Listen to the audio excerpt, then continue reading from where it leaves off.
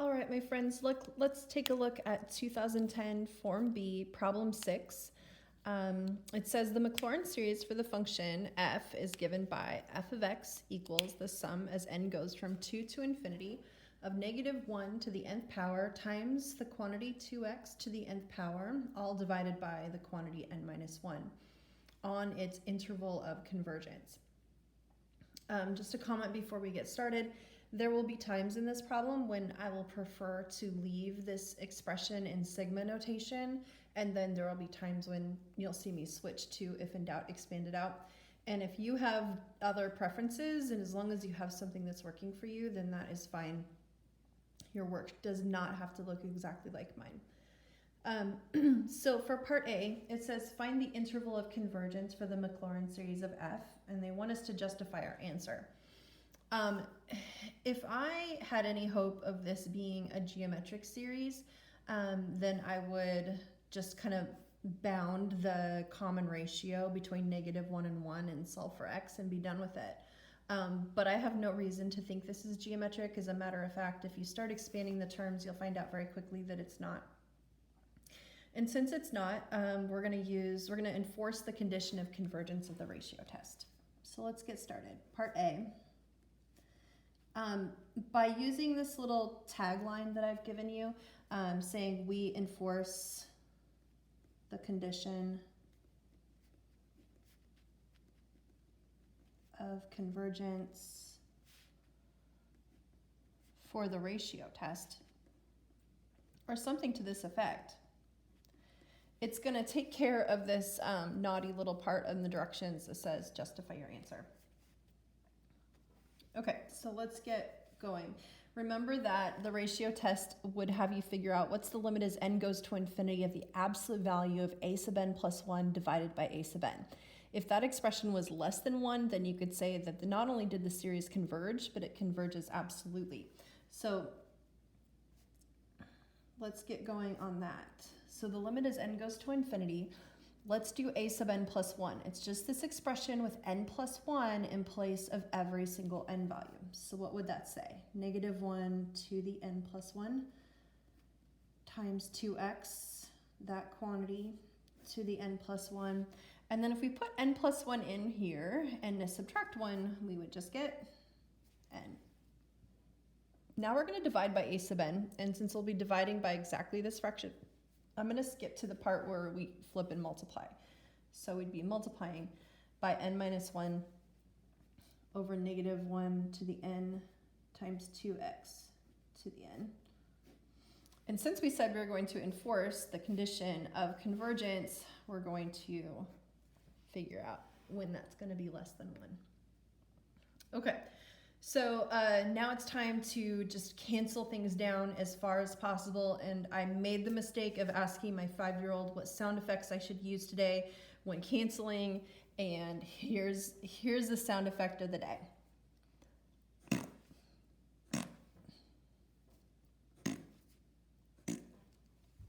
There you go. And when we're at it, you are welcome, because this multiplier of negative 1 is inside absolute value marks, you're welcome to cancel that out too, because it's not going to accomplish anything. That absolute value is just going to make anything that would have been negative positive anyway. So I'll go ahead and show what it looks like to leave it for a second. But it might as well not even be there. So we'll have the limit as n goes to infinity of... on the top, I would have basically negative 2x. I'd also have the quantity n minus 1. On the bottom, I'd have n, and we are forcing this thing to converge. So we're going to look for the x values that would cause this expression to be less than 1. Okay, so now let's look at, as far as this limit's concerned, what is the constant factor that you can pull out in front? And I claim it's the absolute value of negative 2x. Again, I will show that that negative could be there or not, and it won't matter. And then what's left inside the limit as n goes to infinity? Just n minus 1 over n. Now let's evaluate this limit. What will you get? You'll get 1. And so what will you then have? You'll just have this. Now let's factor out the constant multiple of that's inside this absolute value expression. I would factor out a -2, but when I do that, you'd take its absolute value. So there it is. This whole time, the absolute value marks, or sorry, the negative didn't need to be there. Let's divide the 2 over.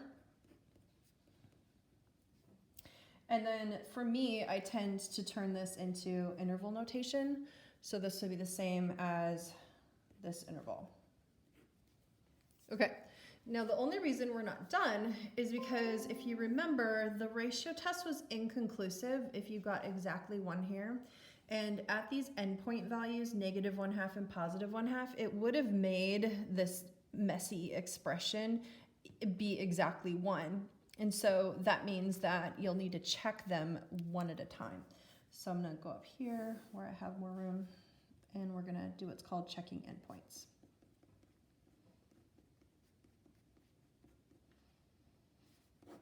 Okay, so let's check, for example, x equals -1/2. Remember, the way that you check it is you go back up to the original definition of the sum, and you're just checking, well, if x was -1/2, would this converge or diverge? So let's just substitute in -1/2 in for x. So you'd have +2 times -1/2, so you'd have -1 at the end there. Okay. Now let's look at what would -1 to the n times -1 to the n be. I claim that it would be just +1. Okay, now we just have to decide, does this converge or diverge? And there are so many things you could do to figure out that this actually diverges. Here's one way. You could actually start expanding it out. So plug the 2 in, plug the 3 in, plug the 4 in, etc. And you could notice that this actually is not just something that could be compared to a p-series, but it actually is the harmonic series, also known as a p-series with a p-value of 1. So you could actually, if you wanted, you could redefine it as the sum as n starts at 1 to infinity of 1 over n. And it doesn't really matter how you explain yourself as long as you've got some explanation that's valid that says that this is a divergent p-series or harmonic series. I'm just going to say p-series because it's a little faster to write. One moment. Okay, I found this on the web for p-series or harmonic series. Check it out. Oh, Siri thought I was talking to her. Isn't that sweet? Okay. All right, my friends. So what does that mean as far as our answer goes? It means that this bracket right here is going to stay a soft bracket.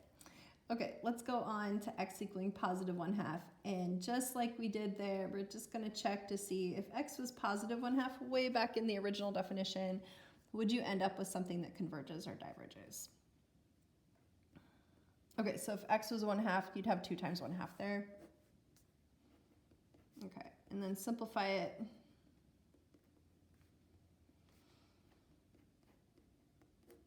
Okay, so we have this alternating series. We would take a look at the non-alternating part, which would be 1 over n minus 1.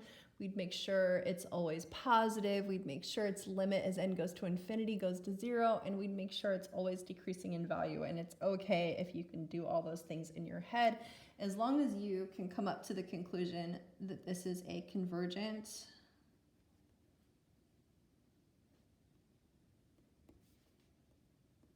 alternating series. Okay, and what does that mean? It means that this little bracket right here should change to an inclusive bracket or a hard bracket. So my conclusion would be, therefore, the interval of convergence would be any x value from the interval from -1/2 to 1/2, including the +1/2.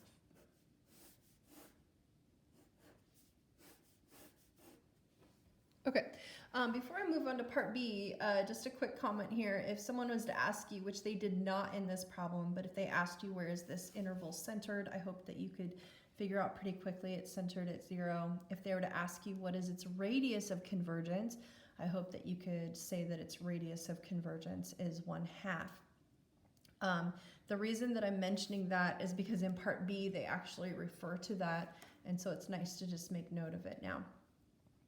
Okay, let's move on to part B. It says, show that y equals f of x is a solution to the differential equation x times y prime minus y equaling 4x squared over the quantity 1 plus 2x for the absolute value of x less than r, where r is the radius of convergence for part A. So what did we decide the radius of convergence for part A is? We decided it's 1/2, so we're kind of hoping to naturally get the absolute value of x to be less than 1/2. And we're going to. I'm going to use the if in doubt expanded out version to prove this little piece here with the equal sign.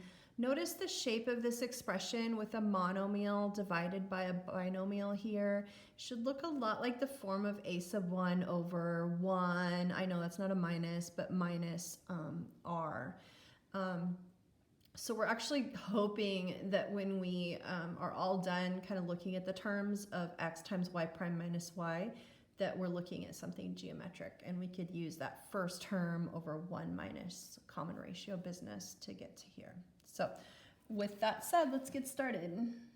Okay, the first thing I want to point out is they said y equals f of x, which seems super silly to say it, but what that means is that when they are referring to y and y prime, we're supposed to use the stuff from this piece up here.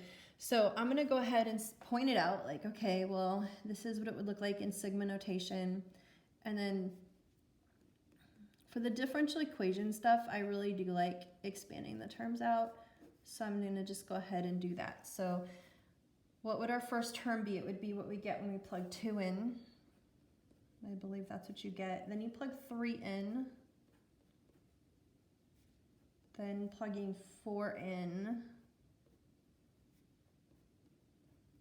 I'm just going to plug one more in. Let's plug 5 in. Like that. Okay. Now let's look at y prime. So y prime would just be taking d dx of each of the terms. So y prime would be 8x minus 12x squared plus 64 over 3x cubed minus 40x to the 4th. Okay. Now I'm going to multiply y prime by x. I'm just building this little expression up on the left side one at a time. So x times y prime would just be x distributed into each of the terms. So we'd have 8x squared minus 12x cubed plus 64 over 3x to the 4th minus 40x to the 5th, and so on. Now let's go ahead and build this expression up a little more. So we have x, y prime already. Let's subtract y from both sides. So subtracting y would be like subtracting its term by term expression.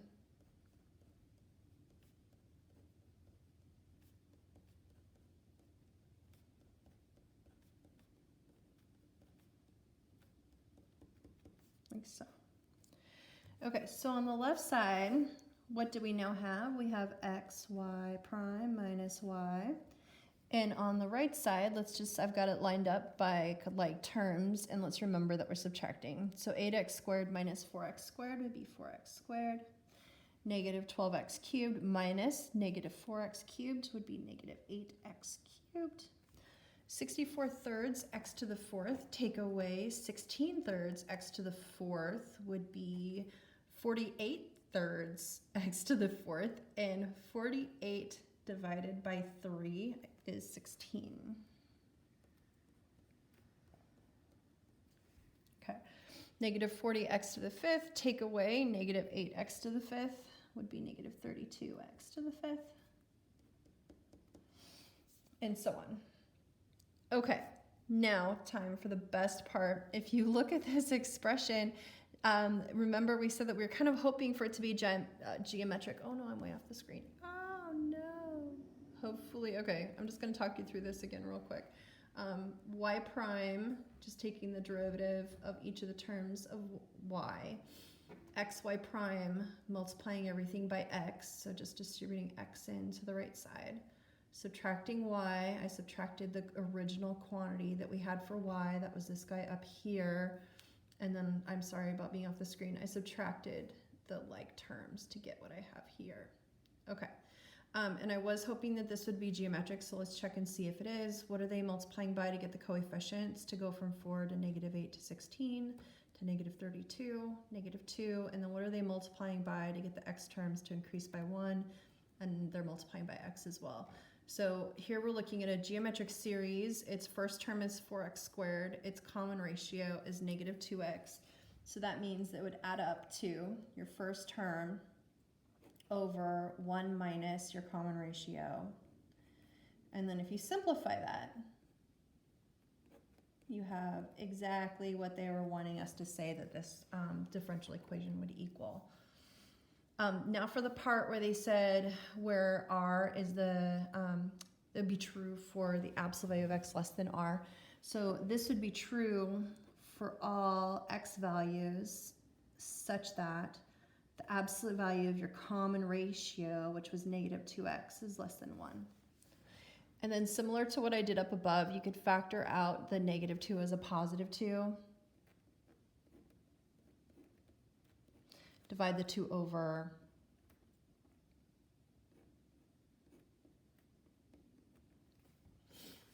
And then there you've got it. This is that r value that they were asking about, and you showed that it has the same radius of convergence as your answer for part A.